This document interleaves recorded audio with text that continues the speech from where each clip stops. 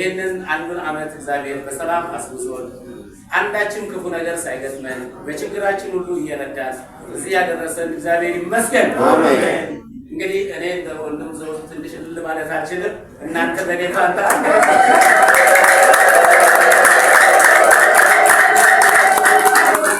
ኢየሱስ ይባርካችሁ። ከዚህ በመቀጠል ሪፖርቴን አቀርባለሁ።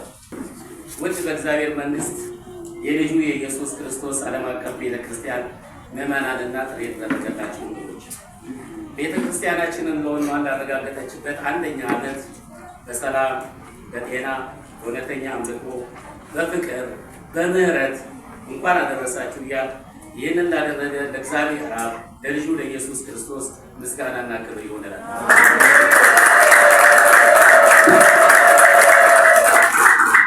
በዘካርያስ ምዕራፍ 4:6 እንደተገለጸው በመንፈሴ እንጂ በኃይልና በብርታት አይደለም ተብሎ እንደተጻፈ ቤተክርስቲያናችን ይህንን የእግዚአብሔር ቃል እንደ አንድ አርማ በመያዝ አርማው አለ ሁሉ ጊዜ የምንጠቀምበት ነው።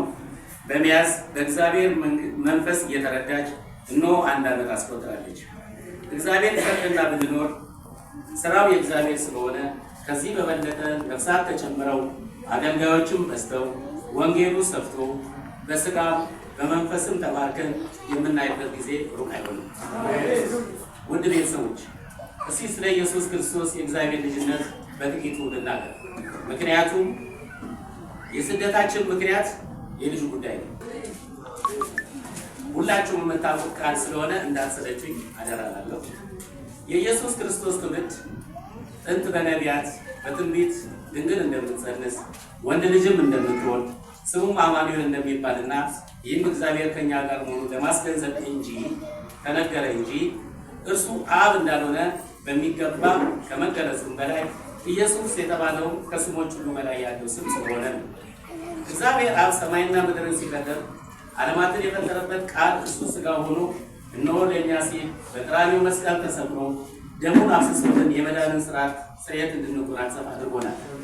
ከዛሬ 2000 ዓመት በፊት ያ ሕፃን ሲወለድ በወቅቱ የነበረው ሄሮደስ የሚባል የዘመኑ ንጉሥ ጭምር ሳይቀር ደንግጦ የውሸቱን ሰብአ ሰገል ሊሰግድለት አይደለም የውሸቱን ነው እንደሚፈልግ ሊሰግድለት እንደሚፈልግ ስለ ሕፃኑ በጥንቃቄ እንዲመረምሩ ነግሯቸው ነበር።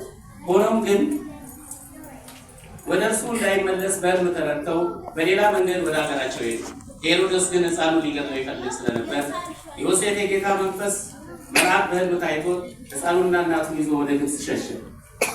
በዚህ ሕፃን ምክንያት ሄሮድስ በቤተልሔም አውራጃ የነበሩትን 2 ዓመት የሆናቸውና ከዚያ የሚያንሱት ሕፃናት ሁሉ እንዳስገደለ ከመጽሐፉ ሁላችንም ይናገራል። ይሁንና ሕፃኑ አልቆ በዮርዳኖስ በዮሐንስ ልጅ ከጠመቀ በኋላ ወዲያው ከውሃ ወጣ። ሰማያት ተከፈቱ። የእግዚአብሔር መንፈስ እንደ ርግብ ሲወርድ በእርሱ ላይ መጣ። እግዚአብሔርም ለመጀመሪያ ጊዜ በእርሱ ደስ የሚለኝ የምወደው ልጄ ይህ ነው አለ። ልጅነቱን የተናገረው አብ በሌላ ቦታ ደግሞ የመረጥኩት ልጄ ይህ ነው እርሱን ስሙት የሚል ድምፅ ከደመናው መጣ። እሱን ታውቃላችሁ። ነገር በሉቃስ 9:35 እና በማቴዎስ 5 ላይ ተጠቅሷል። ኢየሱስም ይህንን የእግዚአብሔር መንግስትና ወንጌል እየሰበከና ዘመኑ ተፈጸመ ንስሐ ግቡ በወንጌል እመኑ እያለ ወደ ገሊላ መጣ።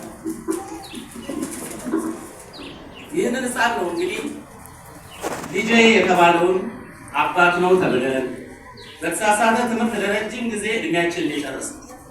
ዋናው ነገር የእድሜ መጨረሱ ብቻ ሳይሆን ቀድሞውኑ ገብቶ ቢሆን ኖሮ የኢየሱስ ክርስቶስ ማንነት በማወቃችን ብቻ ለሌላው ብርሃን ሆነን በረከትም ከመሆኑ ባሻገር ለትውልድ እንተርፍ ነበር። ይሁንና አሁንም ጊዜው ሳይደርስ ስለደረስንበትና ስለተገለጠልን ኢየሱስ የእግዚአብሔር ልጅ እንደሆነ እያወጅን እያስተማርን እየመሰከርን እንቀጥላለን። የኢየሱስ ክርስቶስ ልጅነት በቤተ ክርስቲያናችን አጥብቃ የምትሰብከው ወይም የምትመሰክረው እግዚአብሔር አብ ነው በሚል በተሳሳተ ትምህርት በሚሊዮን የሚቆጠር ሕዝብ ስለሚገኝ እውነተኛው የእግዚአብሔር ቃል ሕዝቡን እንዲያውቀው ለማድረግ እንጂ የተለየ ጥቅምና ፍላጎት ኖሯት አይደለም። ለዝናም፣ ለስልጣንም፣ ለክብርም አይደለም። ወንጌል ሕይወት ነው። ክርስቶስ ዋጋ የተከፈለበት ሕይወት ደግሞ በከንቱ ሲጠፋ ዝም ብለን የማየት አእምሮ ወይም መንፈስ የሌለን በመሆናችን ነው። ቤተክርስቲያናችን የዛሬ ዓመት ከጣት ቁጥር ምዕመናን አንድ ብላ በመጀመር ለሁሉናው የሚያስፈልጋትን የስብከት ፈቃድ እግዚአብሔር ረድቷት በመልካም ሁኔታ እየተራመደች ትገኛለች። ይህ ወንጌል ደግሞ በዚያ አካባቢ ብቻ ሳይሆን በመላው ዓለም በዩቱብ ቻናል በመተላለፉ በኢትዮጵያ በተለያየ ቦታ የሚገኙ አገልጋዮችም ምዕመናን በዚህ ጉዳይ ላይ ያላቸው ጥያቄ መልስ በማግኘቱ አብረውን ለመስራት ተደጋጋሚ በመጠየቃቸው ያሉበት ቦታ ድረስ በመሄድ 500 ኪሎ ሜትር በላይ አቋርጦ በመሄድ የበለጠ መረዳት እንዲኖራቸው አዳን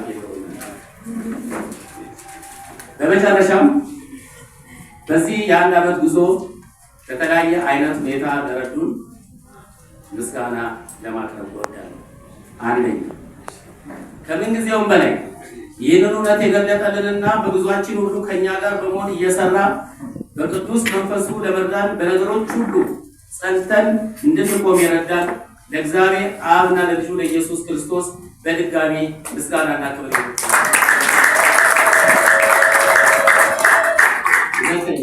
ምንም እንኳን በአንድ አይነት የእምነት አስተሳሰብ ውስጥ ባንሆንም በተደረገ የመግባባት ስራ በስልጠና ወቅት መኝታ በማመቻቸት ምግብ በማዘጋጀት እንዲሁም የስብሰባ አዳራሻቸውን ለስልጠና መስጫ ቦታ በመፍቀድ ለተባበሩን ለአድቬንቲስት ቤተክርስቲያን የበላይና ኃላፊዎችና ሰራተኞች በሙሉ ምስጋናችን እናቀርባለን። ሁለተኛ ለቤተክርስቲያናችን ለዝማሬ አገልግሎት የሚያገለግለውን የሙዚቃ መሳሪያ የኳየር ልብስ ለመግዛት ስንዘጋጅ በገንዘብ የረዱንና እንዲሁም ኢየሱስ ክርስቶስ የእግዚአብሔር ልጅ ነው ብለን ኢየሱስ አብ ነው ከሚሉት ቤተክርስቲያን ከወጣንበት ጊዜ ጀምሮ በሐሳብ ላልተለዩንና እገዛ ላደረጉን ሁሉ ምስጋና ነው።